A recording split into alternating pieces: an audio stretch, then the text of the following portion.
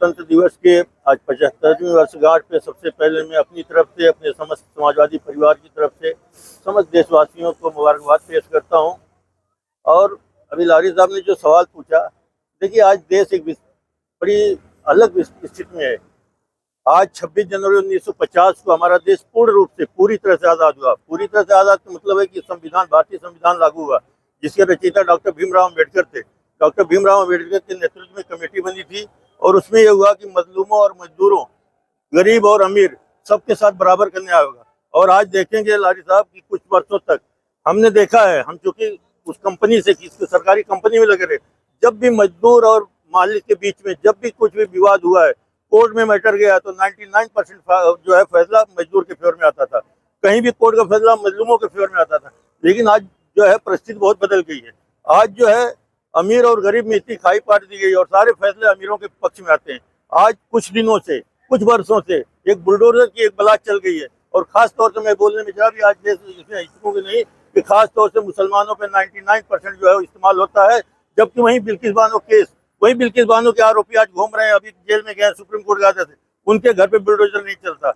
वहीं बीजेपी के नेता मंत्री ने, जो उसके लड़के ने गाड़ी रौंद दी किसानों के ऊपर, वहां बुलडोजर नहीं चलता। ये पक्षपात चल रहा, देश के हित में नहीं है, देश के लिए बड़ा खतरनाक है। हम दुआ करते हैं कि फिर तो कोई महात्मा गांधी, अबुल कलाम आजाद और डॉक्टर भीमराव अम्बेडकर जी से पैदा हो और ये देश को जिस तरह से चल रहा था उस तरह से चले। नहीं तो ये जो है आज जो जिस तरह से नफरत का माहौल पैदा किया जा रहा है सरकार की तरफ से, सरकार मिस्त्री की तरफ से, हिंदू मुस्लिम में खाई पैदा की जा रही है, वो देश के हित में नहीं है, देश के लिए बड़ा नुकसानदेह। आज इस अवसर पे हम दुआ करते हैं, अल्लाह से दुआ करते हैं कि अल्लाह देश में फिर से अमन अमान कायम रहे, जैसा कि आज से पहले रहा।